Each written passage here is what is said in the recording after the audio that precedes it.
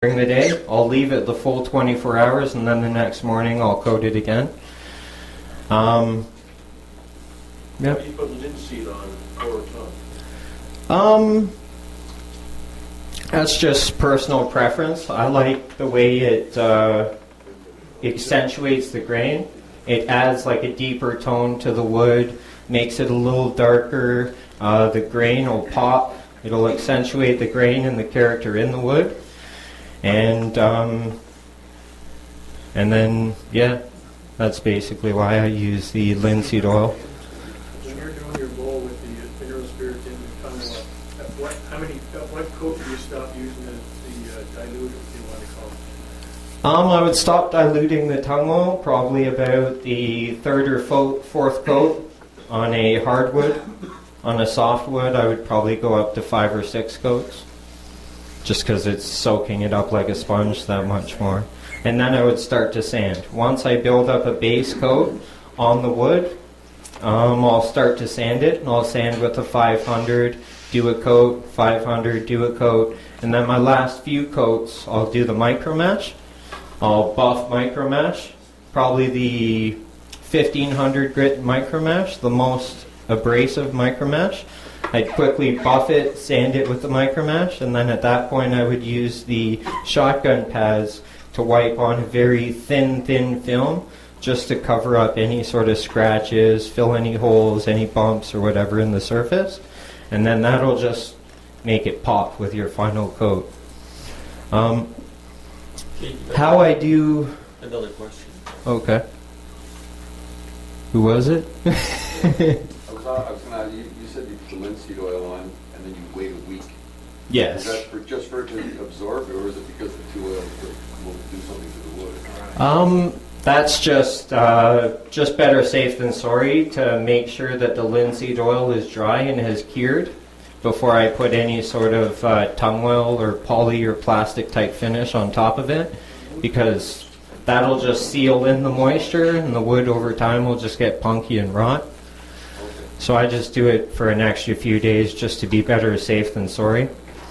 When you're using linseed oil, which kinds do you use, the raw or the boiled oil? I use boiled linseed oil. This is the linseed oil I use, boiled linseed oil. Get it at Crappy Tire. It's maybe $10 for a bottle this size. And that lasts me like a whole year.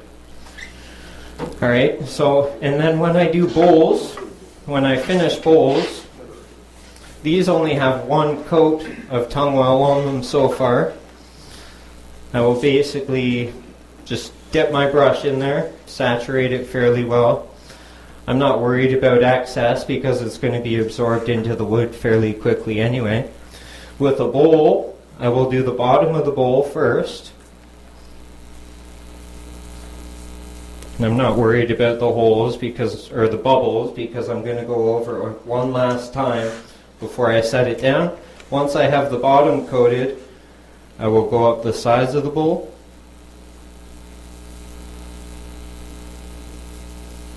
All the way up to the rim.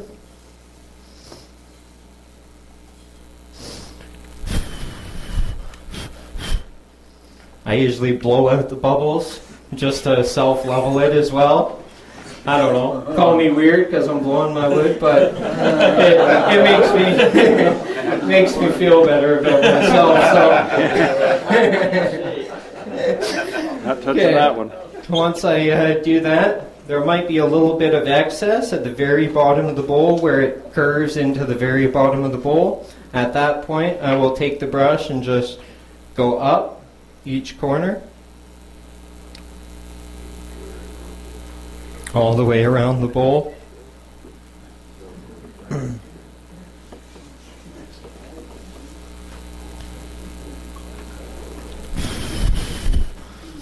I would let that sit for 24 hours.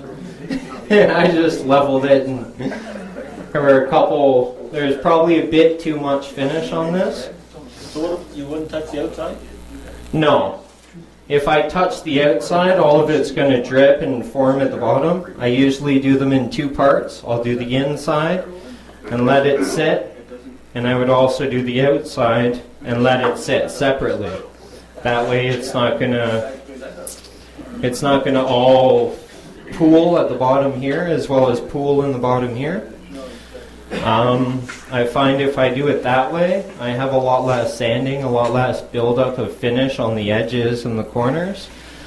When I do the bottom, actually, it was too much I put on there.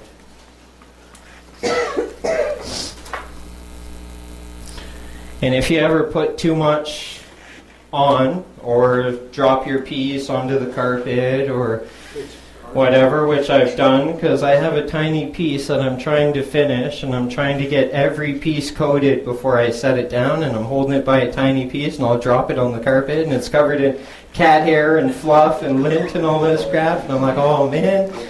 So basically I'll just take a rag, soak it in mineral spirits,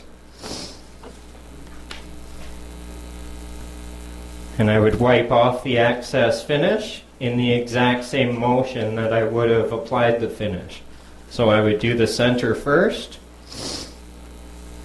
and then I would go around the whole outside of the bowl, and then I would do the rim lightly.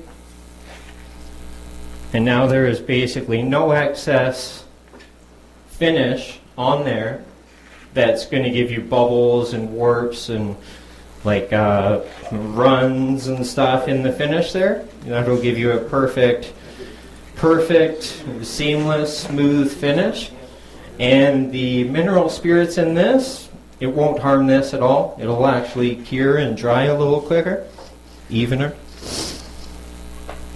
On the bottom, it would be basically the same.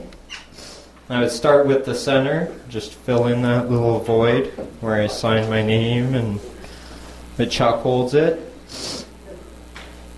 And then I would do the bottom. I would always, whenever I apply finish, I always go with the grain. I usually don't go across grain, because if it's curing or as it cures, if you go across the grain and the coat underneath, the fresh coat that you just put on, you put lines in that, it'll dry and you will see that in your finish. But if you go with the grain and that happens, the grain is going to hide that. Basically, it's going to play a trick on your eye and you're just going to see the finish and the wood grain. You're not going to see all the scratches or lines that the paintbrush has created in your finish that was drying prematurely.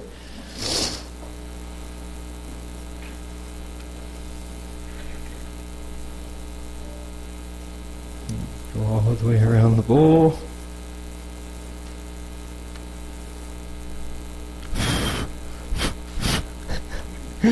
There. So a little smile is kind of cute. Yeah. Thanks. It's just habit, because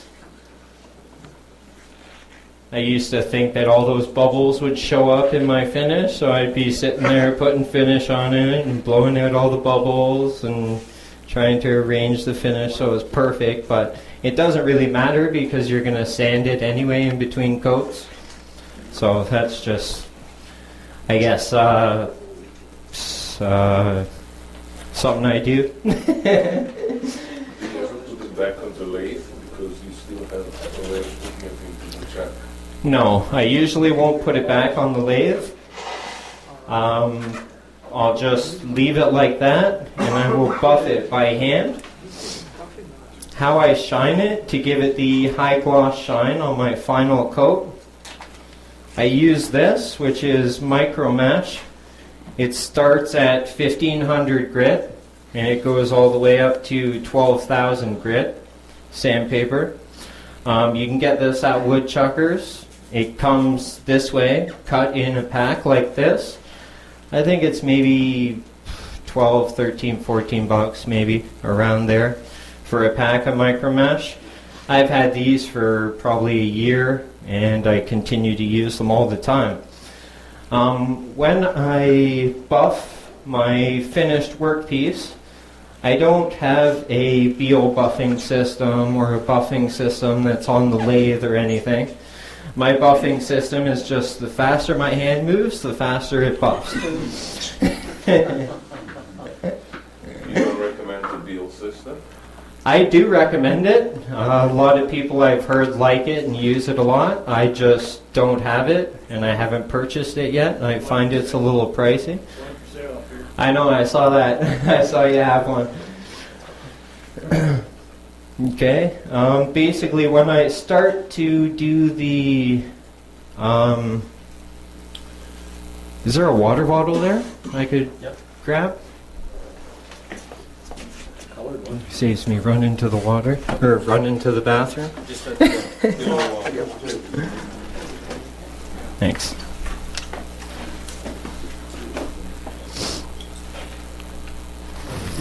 I'm finished.